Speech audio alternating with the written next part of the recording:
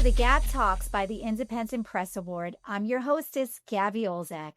To participate in the 2025 Book Award competitions, please visit independentpressaward.com and NewYorkCityBigBookAward.com. On this episode of the Gab Talks, we'll be chatting with Dr. Susan Agbenoto, a dynamic voice in faith-based leadership, spiritual renewal, and personal transformation. Susan is the author of New Wine, A Journey into Refueling Your Life, a 2025 Independent Press Award distinguished favorite in the Christian category. In addition to being an award-winning author, Susan is a speaker in both religious and corporate forums, a lay pastor since 2013, and a seasoned investment professional with over 2 decades of experience. She obtained her Doctor of Ministry degree from the United Theological Seminary in Dayton, Ohio. Both her novels, New Wine and Restore Me, but Privately Please, inspire readers to pursue holistic well-being through the integration of faith, purpose, and practical wisdom. When she's not writing or working, Susan is passionate about traveling and experiencing the authenticity of other places. A devoted wife and mother of 2, Susan joins us from Central Florida. Congratulations, Susan. Welcome to the Gab Talks. It's so wonderful to see you again. We first met at book camp. Congratulations on your award. Thank you. Thank you so much. And thank you for putting together such a wonderful program. I found that it was not just a refreshing time, but it was really helpful and nice because I did both the camp and the award ceremony. And I can tell you, Gabby, that it's really one of a kind. So thank you guys for putting such a great program together. Well, thank you. Hopefully we'll see you next year at our annual book camp and award ceremony. And, all of you folks, you authors, you deserve to be celebrated. So again, thanks for joining us today, Susan. So let's dive right into it. I know our viewers are interested in hearing a little bit about you. Tell us about your journey, Susan. And you've been a pastor for almost a decade. What led you to writing this book about receiving God's new wine? Yeah, thank you for having me. Again, it's really my pleasure to be here. And I have to start by saying that I stumbled into writing because I generally always note things down. I like to jot notes. I like to write down thoughts. I like to work through different things that I read and then rewrite it in my own words. But especially, as you know, my books are all faith-based. When I read the Bible, I do a lot of writing. So over the last 5 or 6 years, that's what I've been doing. I have journals upon journals. And if you look behind me in the corner, I have old journals that sometimes I have to go back and say, what did I write in, 2004? But when I was done with my doctorate program, I sat back and said, look, I've been able to write an entire dissertation over 100 pages from beginning to end. Why don't I take all the inspired writings that I've jotted down in different places and really start to piece them together? And I was surprised to find that I didn't have just one book, but I had 3 to 4 different books that I really had to sit down and bring together. So that's where New Wine was born, and also my second book, Restore Me. And I have a couple others that are coming out, but that's really the background for that. And with New Wine, being a pastor for some time, I noticed that sometimes people get stuck. Yes. We always have that phase of we're so excited about doing something new. And then the newness lasts for a while, and then all of a sudden, it drops off. And you feel like, okay, I'm just stuck in this place. I'm not moving forward. I'm not moving backward. And so I take the life of a grape and the different phases the grape goes through, and how with each step of life, there really is new wine that is being produced in you. And so, especially in those times where the stuck feeling is almost like a I'm giving up feeling, the book is just telling you, hold on, don't give up. There's more coming. New wine is being produced in you. Susan, you in your own words, you say that receiving new wine is experiencing your own personal revival. Was there a significant personal encounter or a moment in your life where you knew God was pouring out something new to you? Yeah, that's a great question. And I would say that that's happened to me at different times, Okay. at different moments. And that's where I think that it's significant because the first time I experienced that was actually in a conference. And I just remembered that feeling of something different was happening inside of me. Yeah. A feeling of just being refreshed, being motivated, and just coming out of a mindset that said, where you are is where you're going to be. And I thought, no, no, no, I can do more. I can go forward. I can press on more into God. I can actually help more people. And since that time, I can tell you that my life has been different, and my life has taken a different trajectory. But it's also because I was looking for something more. And Yeah. when I went to this conference, it provided me with that experience.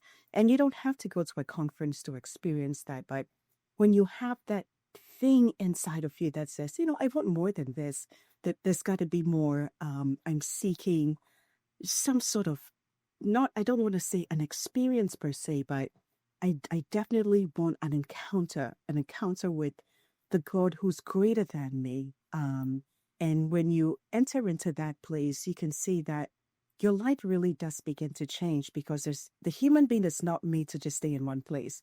You're made to evolve and to grow from one level to another, and to go from place to place. So when you're in a place for a long time, you actually don't feel great. But when you get to that place where you can tell, oh yeah, things are getting better, tomorrow's going to be brighter. Oh, I can find myself doing this. I find myself doing that. It brings a personal fulfillment to your own life. And you can feel that I'm in a season of new wine. And I really For pray sure. that a lot of people do experience that. I'm sure you know this, Susan, because it's everywhere and because you're a Christian. It's a Jubilee year in Vatican City, and included in that, which I found the most exciting aspects, was the Jubilee of Youth, which actually, as you know, highlights the church's commitment to nurturing faith across generations. So I'd love your opinion on this, and do you think the church is in need of a revival, and how can young people be so much a part of that? The church is in absolute need of a Yeah, revival. I And agree. I think that you can see pockets of it in different places, but it's not a worldwide sweep. And what we really need is a huge global revival. And it starts, like you rightfully said, with the younger ones, Yes. because the energy that a youth brings to the table, the passion, I don't care what anybody thinks of me. All you have to do is go on Instagram and you can see that nobody cares what you think about my picture. I'm posting it. And when you bring that into your faith, you'll see that there's such a radical um, encounter that brings and affects people. I mean, it's contagious. And I think that a lot of the younger ones or the youth, and I use that loosely because you can be 50 and still be young at heart. So, but For sure. a lot of youth, I think, are in a place where they either think church is boring or faith is about the do's and don'ts, and they're not interested in do's and don'ts. Or the thing that I hear the most is, well, Christians are hypocritical. They preach something and they do the total opposite. And you see Right. that right out of church, two Christians are I hear fighting, that too. that sort Yeah. of thing. But right. But then if you can sort of just look beyond that, because those are just people being people, whether they're Christians or not, people do what people do. But when you look beyond that and tap into the fact that we were created for more, we're created for a relationship with a being that just loves us, and we enter into true faith, not legalism, not do's and don'ts, but hey, God loves me and I love God. It just takes us into a really radical place, and then we want to help others, touch others, and that makes a big difference. So, no, I think the church does need a revival, and it's going to start with a lot of the younger ones just taking up that baton and running with it. So, Susan, tell us about the concept of new wine. It emphasizes transformative work, revival. How does it relate to the Bible, the concept of it in the Bible? If you could simplify it for lay people. Yes, so there's a story when Jesus, and this can be a funny one depending on how you look at it. Jesus goes to a feast, and when he goes there, the wine is finished.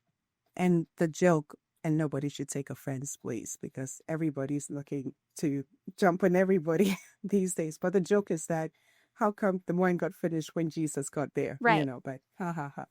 Anyway, when Jesus got to the feast, his mom comes to him and says, "Hey, the wine is finished, and we don't want this couple who probably they're related to or they knew to be embarrassed. Can you do something about it?" And at this point, Jesus has not performed any miracles. He's just chilling in life. He's Yeah. waiting for his In time, and fact, he so he says tells his no, mom, doesn't he? He he says, says, "No, mom, I'm not ready yet." right. Yeah, Yeah, he says, my time is not yet right. here to do all these things. So let me just enjoy the party. And his mom says no. And so his mom turns to the servants behind her and says, "Whatever he tells you to do, just do it." And then she walks away. So Yeah. it's like, whether you decide to do something or not, it's on you, Jesus. And Jesus, just, I can imagine him, with this big sigh saying, "Okay, just fill these, drums with water." Typical And so the teenager. servants fill, yeah, all the drums with water. And I'm sure they're thinking, if we wanted water, we would have asked for water, but they did it anyway. And that was his first miracle, was he touched the water and it all turned to wine. But this is the kicker, is when they started serving that wine, which was at the end of the party, the party master says to the bride and groom, "Wow, this is the first time that I've seen in a party where the wine at the end of the party is is the best, is much better than the wine at the beginning." Because in the beginning you're sober, so they serve good wine and you can appreciate it, but towards the end they serve whatever is left because you probably can't even recognize what it is. But they said, "No, you served the best wine for last." And that's the concept of the book New Wine, is that no matter what your age is, no matter what you've been through, no matter No what matter stage where of you are life in your you're in. spiritual journey, also.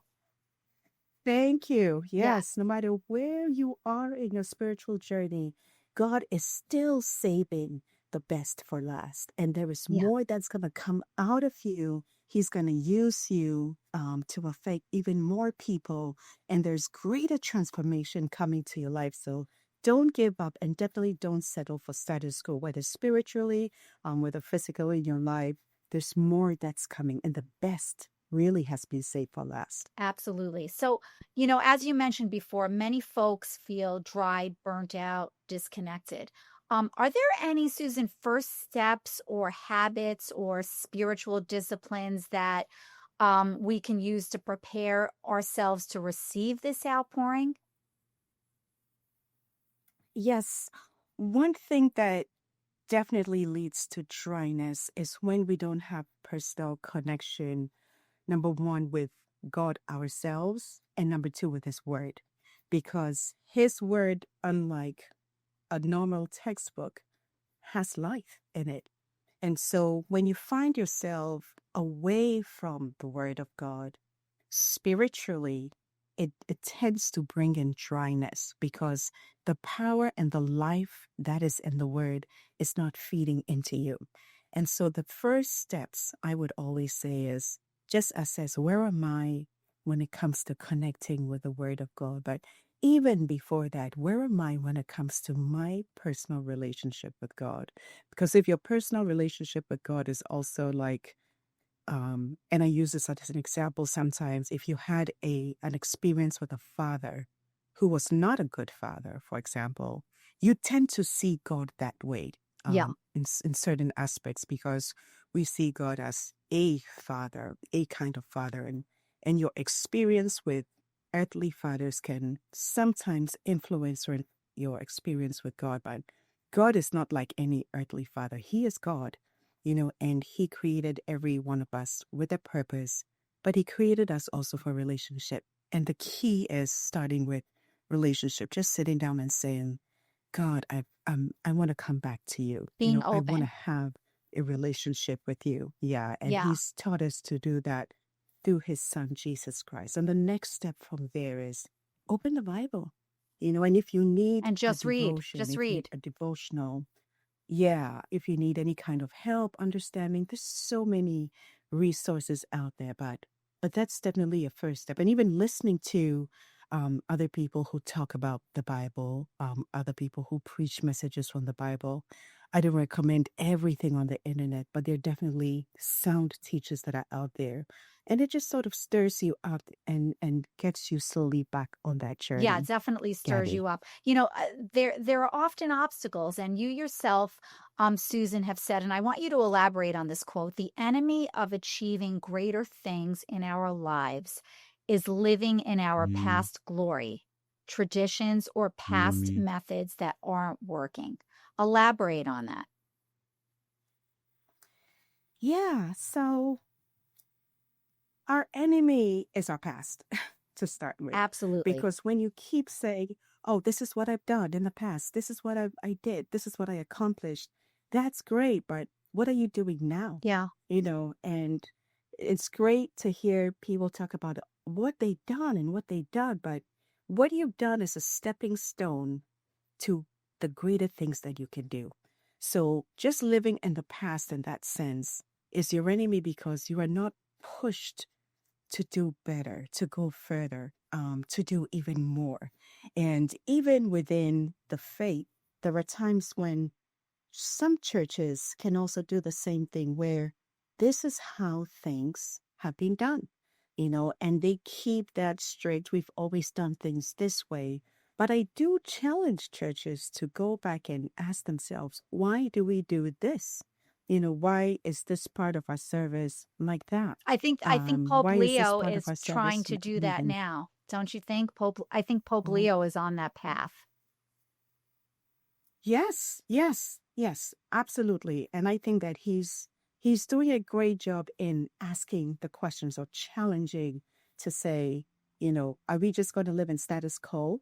Because that's a killer of what's going on. I mean, if you take the first century and how they lived and how they would have interpreted the Bible, it's very different from today's world. They didn't have cars then, we have cars Yeah, now. And if you say you're going to literally take the Bible and say, I need to own horses and cows and goats to call myself a rich right. person, that doesn't make No, it sense doesn't in make any today's sense. world. And no, it doesn't. And we have to evolve with the culture. Not that I'm saying that we need to neutralize things that are sacred. That's not my point, because things like the Eucharist, taking of communion, and all those are important, and those are sacred traditions. But when we think of the parts that we have added into it, we need to just always ask ourselves in today's culture, especially if we're trying to get the younger ones to be involved. Why do we do certain things that we do? And is there another way we can do it? And we just have to have a certain mindset that we want to accomplish more. We want to reach more people. We want to do better instead of just, well, this is how we've done it, or it's worked in the past. It worked in the past, it might not be working now. Absolutely. So, what can folks look forward to, Susan, in their lives personally and absolutely professionally? Because I believe that once you're affected personally, it does transcend into all aspects of your life. So, as the recipients of God's new wine and being open to faith, how can people change? Yeah, I think that having a mindset that I have a destiny to do great things, I think that's a great start.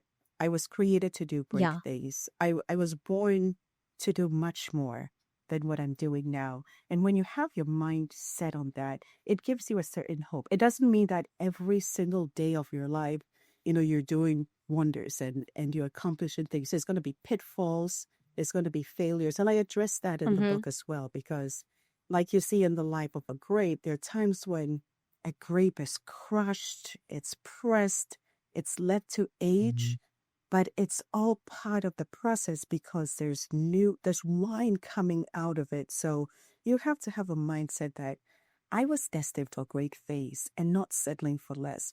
We like to hear the voice of insecurity speaking loudly. We like to hear the voice of competition and always comparing ourselves. Like if I compare myself to Sister Jane, I mean, Sister Jane is now married and Sister Jane makes, six figures and Sister Jane does this, but your comparison is not to Sister Jane. Your comparison is to where you Mm, are and where you need to yeah. be. Is your comparison is yourself. You are the measuring rod, and your timeline is the comparison. So, as time is going on, what are you aiming for? What are you trying to achieve? Are you branching out? Because we definitely have it in us to keep moving and to keep doing more. So, the mindset is a big thing to start with. Susan, the book is really beautifully written, and folks who are listening to your voice, you're very calming and soothing and reassuring, and that's the way the book reads. So, what do you hope that readers take away from New Wine, not just spiritually but also intellectually? Thank you for the You're compliments. That's welcome. nice of you, Gabby. Yeah, my greatest hope is that once you read New Wine, and it's not even just for Christians, but my hope is that when you read the book, you feel hope. That's one thing that I wanted to impart was just hope and inspiration, and then a reconnection with God as well. Because you can start in a Christian home or start in some form of religious home, and with time and with experiences, you just put that away. But in putting that away, spiritually, you find yourself just not using the word dry, but you find yourself unfulfilled. But as time goes on, you realize that you start to get new meaning when you reconnect with God, Yes. when you reconnect with, His Holy Spirit. And so, New Wine is just a book of hope. I'm trying to just inspire and impart hope for you. Don't give up. There's more to come. There's more that God can use you for and will use you for if you will allow Him. And of course, He's calling and saying, just come. Come as you are. Come to me. I'm ready anytime. A book of hope. That's wonderful and very accurate. So tell us about your other book, Susan. This isn't your first or last, from what I understand, foray into the writing world. Hold up your other book and share it with us. Tell us a little synopsis of what that's about. So my other book is Restored Me, and I have a subtitle, but privately please, the Okay. people cannot know. That's And catchy. here, yeah, here I'm really aiming it toward anybody who gives care. And yes, even though it's really for spiritual caregivers, in the book I write, whether you're a kindergarten teacher, whether you're a nursing home aide, whether you're caring for a grandmother or a CEO, when you are somebody who gives care, you find that at some point in your life, you need care yourself. And so the opening chapter is who gives care to the caregiver. And so I really go through the different stages of how you could really become burnt out when you give care to someone and going through the process of restoration. Yes. Now, the burnout I talk about is not the usual, well, hey, I'm tired and I'm burnt out, but the one that's deep on the inside where there's so much hurt from the very people you're giving care to, where there's so much pain you're carrying, but you got to put the pain aside for 2 or 3 minutes to give care to somebody else. And that can really drain you on the inside. And you're standing on that stage and you're just powerfully helping, ministering, touching lives.